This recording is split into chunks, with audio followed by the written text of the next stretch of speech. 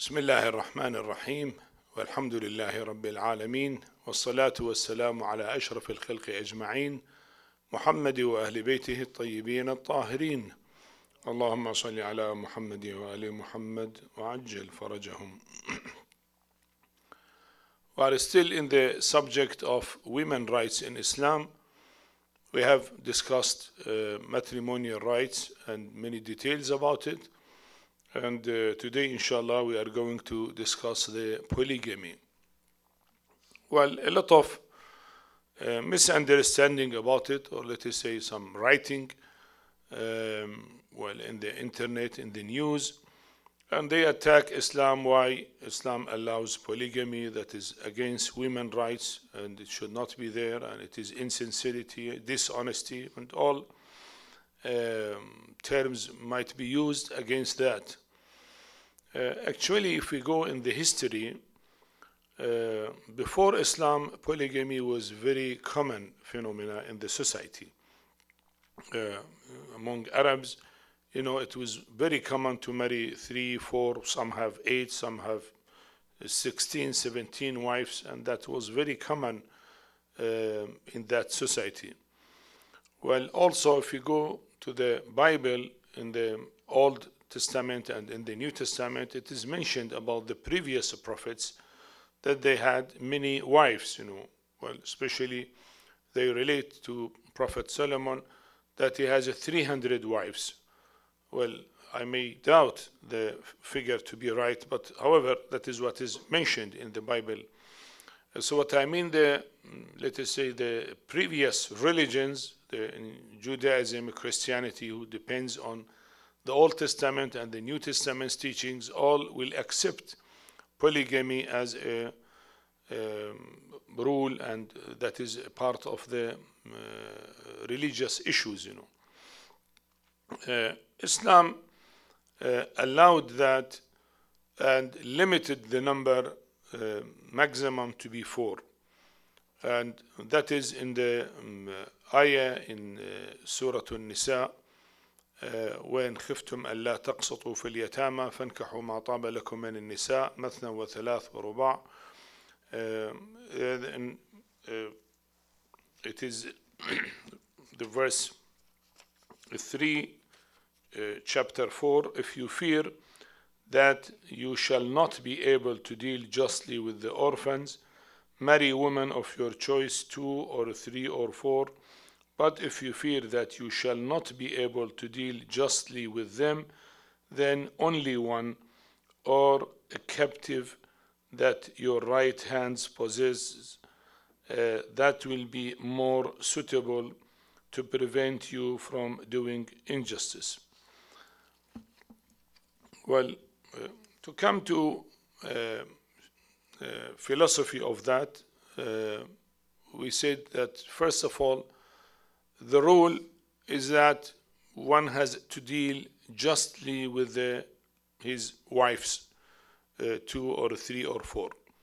Justly means whatever their expenses, nafaqah, should be fulfilled. That is obligatory.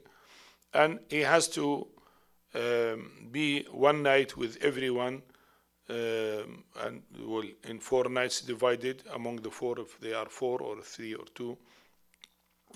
That one night out of 4, let us say, that is their right.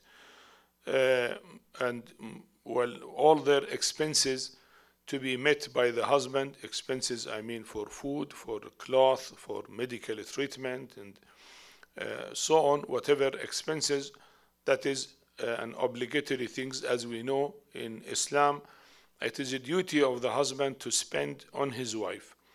Even if his wife has her own money, it is not obligatory upon her to use her money. She can save her money, and her husband has to fulfill all the expenses of the house. If it is rent of the house, or the house is purchased, if mortgage to be paid, and food to be brought, to buy from grocery, to buy cloth, etc., to pay the bills of the house, electricity, water, etc. So all that expenses are a duty of the husband. That is, as we know in Islam. And so if he has 2 wives, he has to spend also for both of them whatever is their need, so it has to be just in that, So the Holy Quran said that if you are able to be just among them, then it is allowed for you. If you are not able to be just, then you have to keep only 1 wife, not more than that. So let us say this is about the Holy Quran and the rule. Let us come to the details. The responsibility of the house, as I said, is for the husband. Now, what forces the husband to marry another wife? If he has to fulfill his natural needs, naturally 1 wife is sufficient. And why to bother to marry another wife and then had double expenses and 2 houses and 2 expenses and 2 livelihood and utilities and let us say medical treatment and etc. All those expenses will be doubled. Naturally, the man will not be encouraged to do that. So if the man will not marry except 1, the problem which comes actively practically in the society is that usually number of women is more than number of men. The men, because they go out and they work, first of all from, let us say, from childhood, it is a medical fact, that the boys are very susceptible to die more than girls. Actually, it is like a joke among the nurses, if a girl is born, they will not care for her because she will not die. She is very strong. If a boy there, they will care for him a lot and cover him and wash him and say, well, the boy may not tolerate and will die, which is true. Medically, that is true.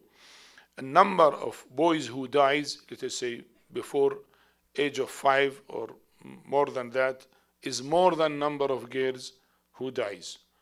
So resistance of girls is more than resistance of boys for, let us say, hazards of life, or let us say, if the weather is cold, or for food or diseases, for any other thing. Actually, the ratio of death among men up to age of 50 is more than women. After 50, it will be equal between men and women.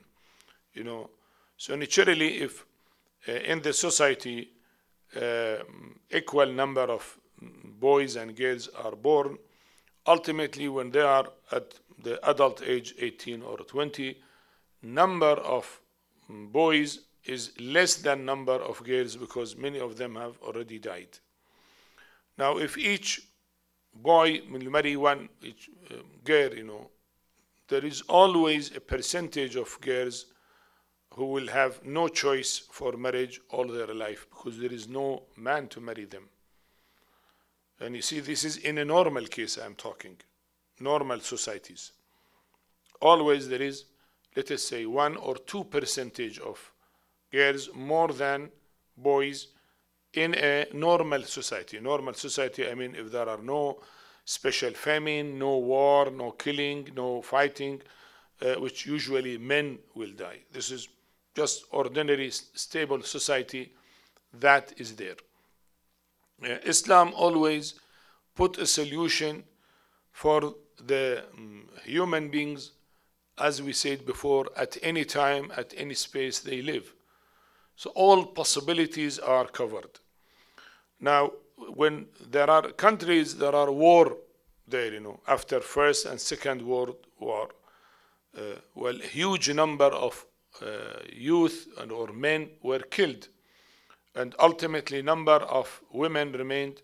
Some said it was 1 up to 17 in certain countries like Germany or similar countries.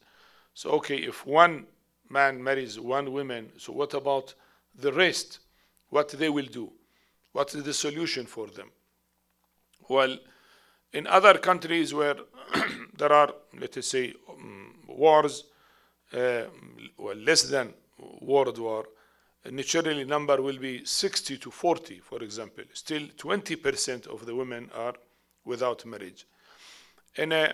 Nowadays, let us say in a country like Kuwait, they say 16% of women, they have no chance to marry.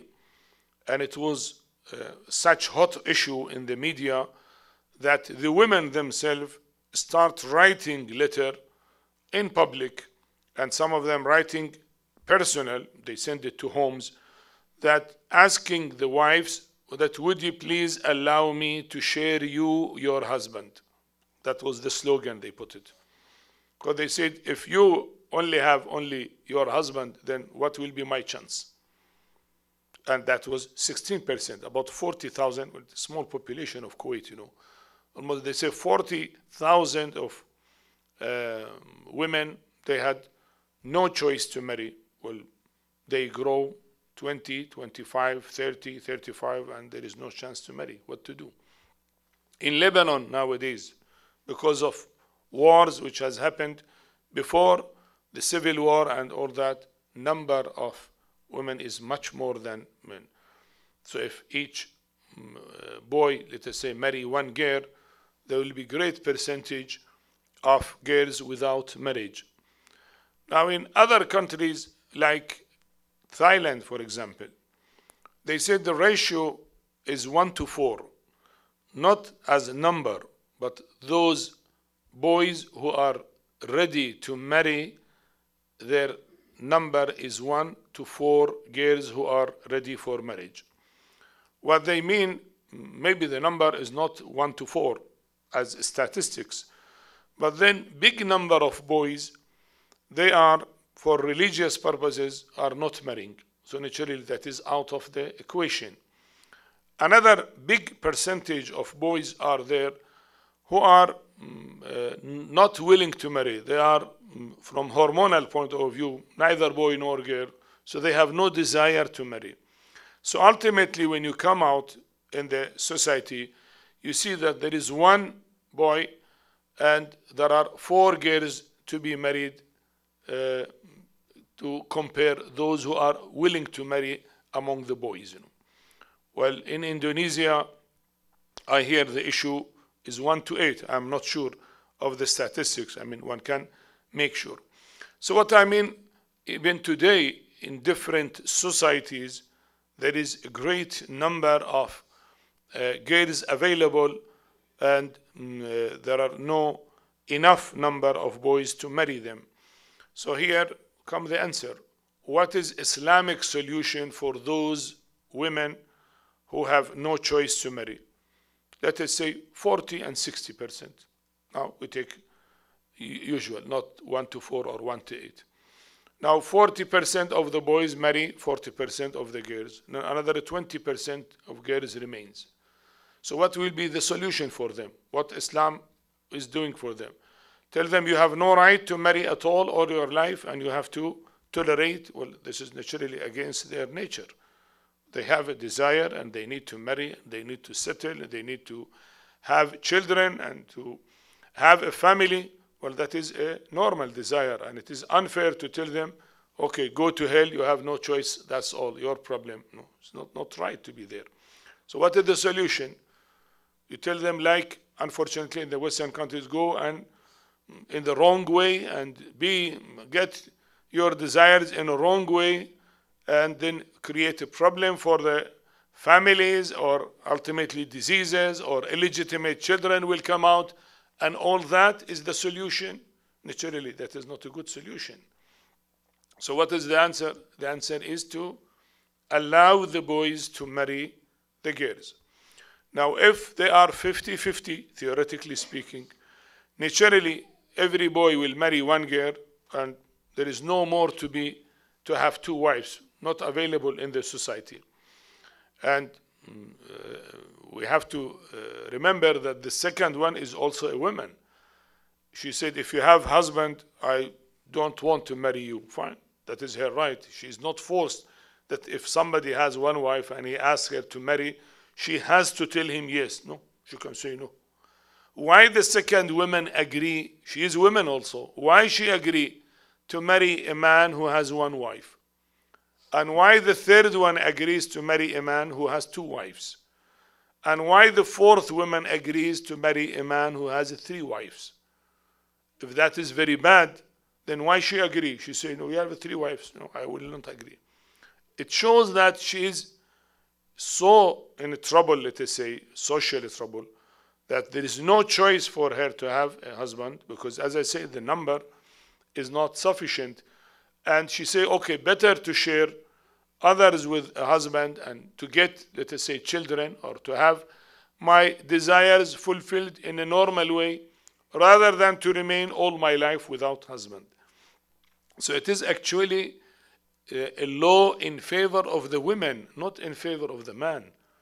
For the man is a responsibility, but for the women is, let us say, a pleasure, or fulfilling her natural desires, And if Islam will say only one is allowed, means there is no solution for those extra women unless they go in the wrong way, which is naturally not right, So that is the main reason.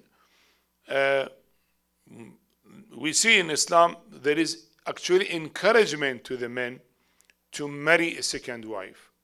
Why? As I said, let us say they are 40 to 60, so 20% of the women remained without, because 40 married 40 and 20% remained.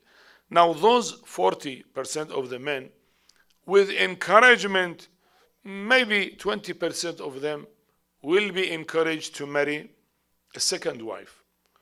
20% of 40 means 8%. So again, we say 20% women, so again 12% of the women remained without wife. With all encouragement, you can get maybe maximum 20-25%. Will say, okay, I will marry a second wife. Still will not be sufficient. So you have to encourage more. So some of them will take more responsibility and marry, let us say, a third wife or a fourth wife ultimately. And then when there is no women in the society without marriage, naturally, if you demand more than one wife, you will not get, because no one will agree. So it is not a law in favor of the man against the rights of the women. It is actually rights of the women that 2 or 3 or 4, if they find it suitable for them and if that solves their problem, they are allowed to share one husband. And it is responsibility of the husband to look after more than one wife, with all, as I said, financial and other responsibilities incurred upon the husband. So that is encouraging the husbands to carry higher responsibility. And well, Allah will say, okay, I will reward you for extra effort you make in order to make other women live a normal life. So there's encouragement in that way. Well, maybe some will ask, okay, what if in a society more than 4 are there? Let us say if they are 1 to 17, like in Germany, or 1 to 8, as is said in some of the countries, that okay, suppose each boy marry 4 girls, let us say all of them 100% marry, still there is a percentage remains without marriage. What is the solution there? The solution, as we discussed in the previous lecture, the temporary marriage. Of course, after 4 wives, he is not allowed to have permanent wife, but he can have 5th one in temporary marriage, or 6th one or 7th one, etc., in temporary marriage. And as I said, that is not the matter of a pleasure for the man, because 1 wife is sufficient for the man. It is a matter of responsibility for the man to look after others, in that way. So that is one of the cases which is, well, usually the difficult situation. We come to another difficult situation, or to say, suppose somebody marry and his wife is not getting children. Then he wants to have children. What is the answer? Well, he said, either I should divorce my wife in order to be able to marry another one, or Islam tells him, you do not divorce your wife. You are allowed to marry another one and keep your wife. While your wife to be divorced, and probably she will not have any chance all her life, because nobody will marry her, because knowing that she is not able to have children. So some said, okay, let her live under shelter of a husband, and her financial needs are fulfilled, her psychological needs are fulfilled, her natural desires are fulfilled, and there is another wife, and then the husband is kind to both of them, let us say just in treatment, both of them, for financially or whatever nights, to be divided. He is just among them, and she lives a normal life. What is the problem for that? So that is another case which happened and necessitates polygamy. Third one, when there are some diseases with the first wife, or let us say handicapped or semi-handicapped, well, it happens at any time. Now, if someone cannot have two wives, you say, well, I can't live with her, divorce her and have another one.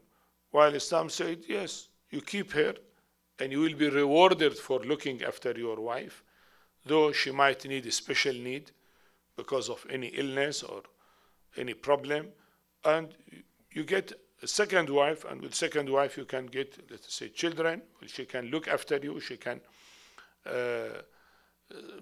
make your house in a better position so that you can take responsibility of the first one. So you see, these are practical things, in Islam, to say that responsibility is there. Well, some women are divorced for a reason or another, and they are at the age of 35, 40. Then if somebody has to have only one wife, you say, why to get one at the age of 40? Take one at the age of 20, 25. So then she had no chance, to marry again, and remain without marriage.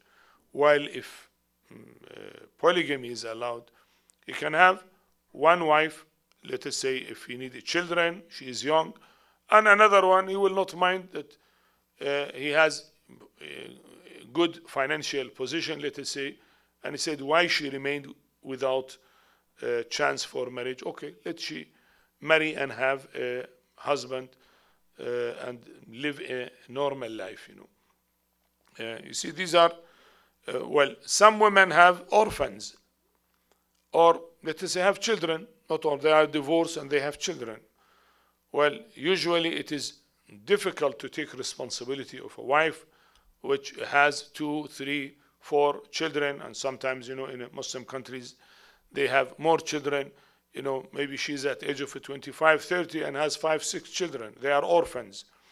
And then he has one wife. Naturally, that wife with those orphans will have no chance to marry if every man will marry one woman. While if it is allowed, he can say, okay, I will marry her. I can look after the orphans as well and can look after her. At the same time, I have my wife, and my wife has her own children, so we can increase number of children from my wife already there. And the second one, I will have reward of God for looking after the widow and the orphans, her children. So you see, these are all practical things in our life which necessitate ultimately to have more than one wife. To have one wife is not possible and will not bring stability, or let us say justice, in the society. As I said, Islam is suitable for implementation at any time, at all ages, whether time of war or time of peace, whether time of diseases are there or no diseases, whether number of women is 3 times, 4 times, 5 times the number of men, or less or more. There is a solution in Islam. We will not say, okay, you have no choice and go to hell. No solution for you. No, that is not possible. Or to say, okay, go in the wrong way, you have no chance. No, wrong way is wrong. should not be used, or the women should not go in that way. So Islam said, okay, let the society be stable, and we ask the men to have bigger responsibility. Well, actually, in some psychological studies, it is said that nature of man differs from nature of women. The man by nature, he likes to have more than one wife. The woman by nature likes to be with one husband only under his shelter. That is their psychology. Well, I read in some of the newspapers in America, it was in Los Angeles, at times of AIDS disease, and they said the best solution to prevent AIDS is chastity, and everyone should have one wife and no girlfriend and all that. But then they cite the problem is that the man cannot afford to have one wife.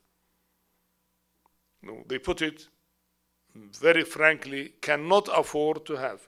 You see, he pointing to a psychological matter or physiological behavior of the man, that Allah made him that he can have or contain or deal with more than one wife.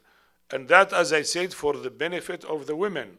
Otherwise, what will force him to take responsibility of another wife, or second or third or fourth? Why? One wife is usually sufficient. So that is the case here. Now, in certain cases, it is shown, even from Islamic history, that one wife is sufficient, and the husband will agree with that, like the case of the Holy Prophet ﷺ when he married his first wife Khadija.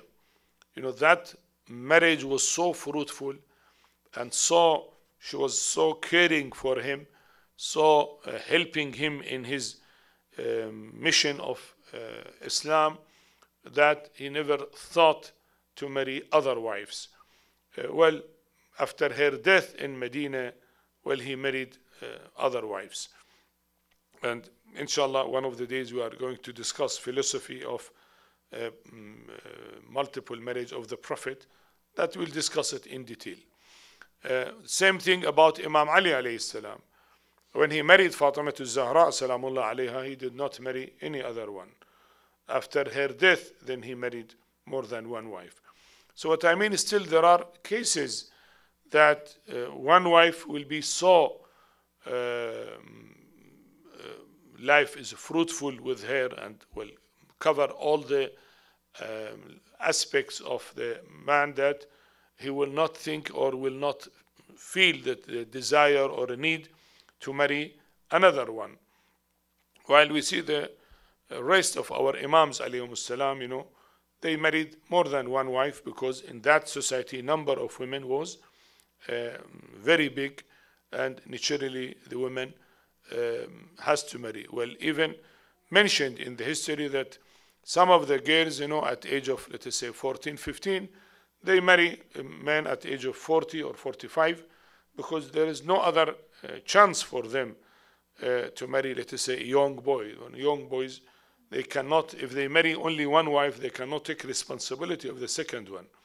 The elderly people, let us say, at age of 35, 40, 45, they have enough money, and they made business, let us say, and then they can accommodate more than one wife. So what I mean, it is a social solution for problems of the society. Should not be taken that the man is allowed to have a pleasure and the women not. No, it is not in that way. It is actually the benefit for the women, and the women will have a chance to have a husband in situations where there is no chance to marry any one, because every husband has his own wife, one wife, and a big percentage of women will remain without a husband. So that is a solution for their problem, not for, let us say, pleasure of the man. If man wants a pleasure, one wife is sufficient for him. He doesn't need to have that responsibility, which is big responsibility. So that is the case. Well, besides that, let us say, if the women are willing, they can put it a condition at the marriage contract that he is not allowed to marry another one, or if he has to marry another one, should get my permission. That's still possible. It is her right to put it a condition at time of the marriage contract, because at time of marriage contract, any condition can be added from the wife or husband side. It is a contract, so they can, before they perform the contract, they can put their conditions. As she may put a condition that I should have, for example, a separate house, I should get this salary, he should allow me to complete my education, for example, or to visit my parents anytime, should not, whatever conditions you want, she can put a condition that he should not marry any wife without my permission. Now, in case in the future she find, for any reason, she got diseases, she got a problem, etc. So instead of he has to divorce her, then she said, okay, I will allow you. You marry another one, will take care of you better than me because I cannot for whatever reason, you know. Or she said, well, I did not have a chance to have a children for any disease. Okay, why you are deprived of a children? You marry another one and get children from her, but keep me as a wife, so I will be as a wife to you. So what I mean, these are practical solutions for people in different situations, and should not be taken that Islam is a masculine religion. He think about the pleasure of the man as not thinking for the women. It is actually this law, as I said, it is for the benefit of the women. And actually women rights councils, I mean those who care for women rights, should ask the governments to allow polygamy, let us say under control of, let us say, justice, as we said, and then expenses and all that, with all detailed rules and regulations, as a solution for bigger number of women who have no chance to marry, and they should not go to the wrong way. So that is in short about it. Well, we come to rest of the titles for women's rights: economic freedom, freedom to study, and right to work. All those rights are for women, you know, because some think that women cannot work, is not allowed. Well, she is allowed to work, except leaving the house should be with the permission of the husband. And if she put it, as I said, in the marriage contract, that he should allow her to go for work every day or whatever she wants to condition, then she can do her job and work as, let us say, an officer in a government office or a hospital or a school, wherever she is working, and that is allowed, you know, not that haram for her to work, no. Naturally, she has to preserve hijab and should be within Islamic rules and regulations. So to work is all right, and to have a freedom to study, to complete her education, or later on to be a teacher, to teach, all that is allowed for the woman, and she has all the right to do it if she is willing. And as I said, because the house, the husband is responsible and he is worried about his wife, so when she leaves the house, she has to inform him and get his permission. He should know that where his wife is going, because he's responsible of her, so he's worried about her. That is a matter of love and care for his wife, you know. If he comes in and he doesn't know where is his wife, and naturally is worried, maybe some danger happened, is a dangerous situation, some problem, something wrong has happened, and he doesn't know. So Allah subhanahu wa ta'ala wanted that harmony to be there in the family. So as the wife, when she leaves the house, get permission of the husband. And for, let us say, study or work or other economic activities in whatever way, then if she likes, let us say, she can put it in advance as a condition in the marriage contract. She can say, okay, I agree to marry, but you should allow me to work 5 days a week. I mean, full-time workers, for example. I should be allowed to have my own business. Maybe she had a showroom and has her own business. Fine. I may be allowed to complete my education, BA or master or PhD in the university. You should not prevent me. If she is a doctor, for example, I should be allowed to do my medical practice, and you should allow that. I mean, if they fear that in the future he will say, no, you are not allowed to leave the house, and then she's maybe in trouble, she can put it in advance in the marriage contract. I mean, all depends on the relations between men and women in that society. You see, let us say, in a Muslim society where the men and women are living in peace and love and caring to each other, it is not mentioned, those conditions are not mentioned in the marriage contract, because it is impossible for the man to prevent his wife to go, for example, to visit her parents. The only thing he needs to know where she has gone, I'm going to see my parents, fine. That's simple. He will not prevent her.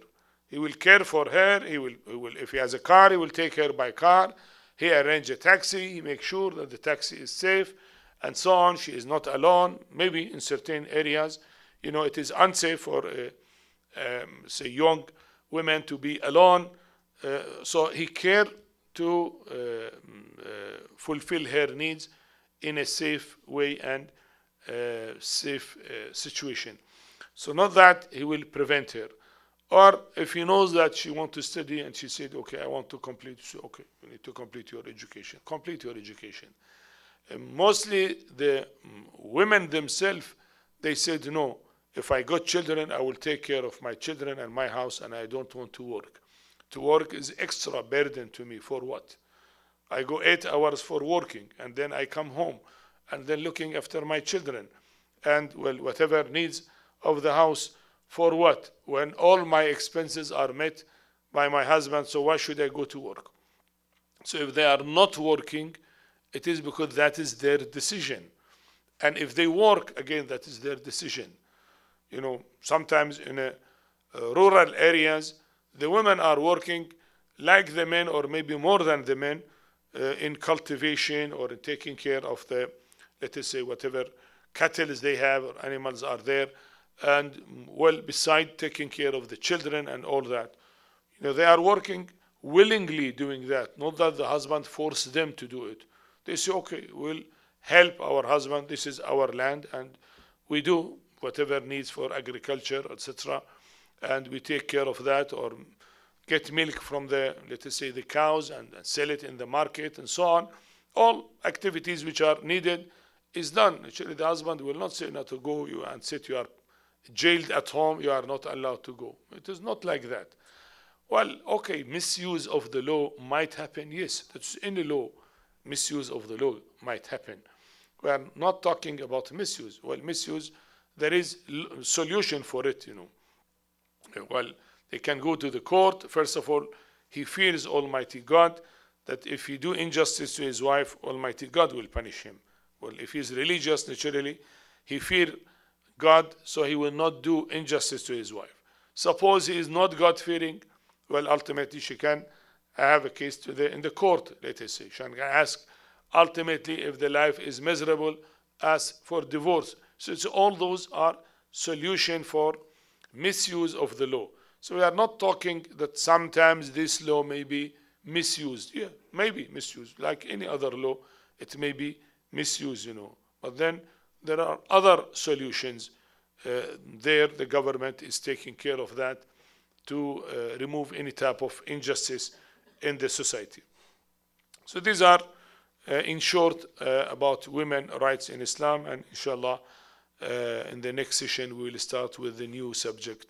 والحمد لله رب العالمين وصلى الله على محمد وآله الطاهرين اللهم صل على محمد وآل محمد وعجل فرجهم